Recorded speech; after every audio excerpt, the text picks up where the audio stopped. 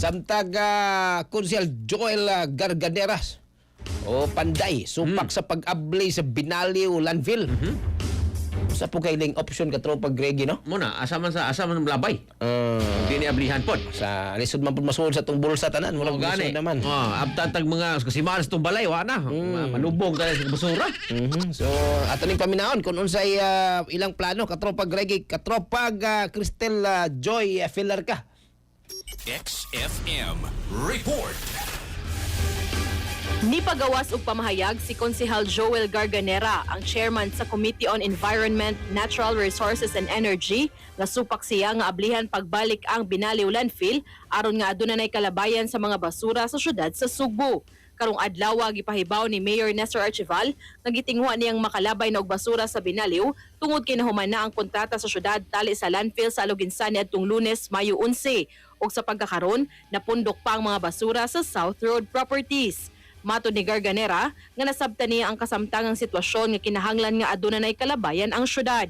Apan para kaniya, dili kini igong rason aron nga ablihan na pagbalik ang Binaliw Landfill.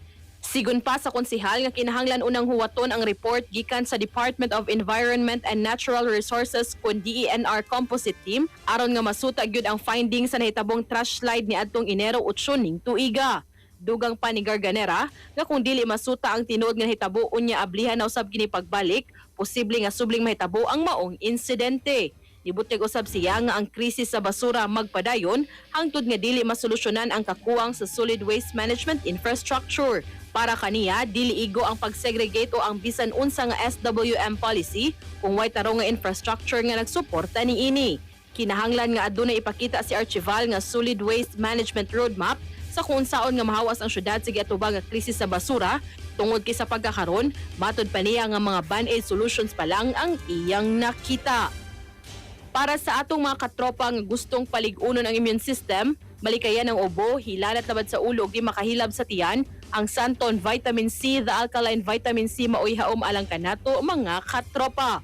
Alang sa nagkayusang Pilipino para sa Pilipinas, kininyong katropa Crystal Joy Felerca, XFM News. XFM Report. Santon Plus Gold, mapalit sa mga butika sa inyong lugar.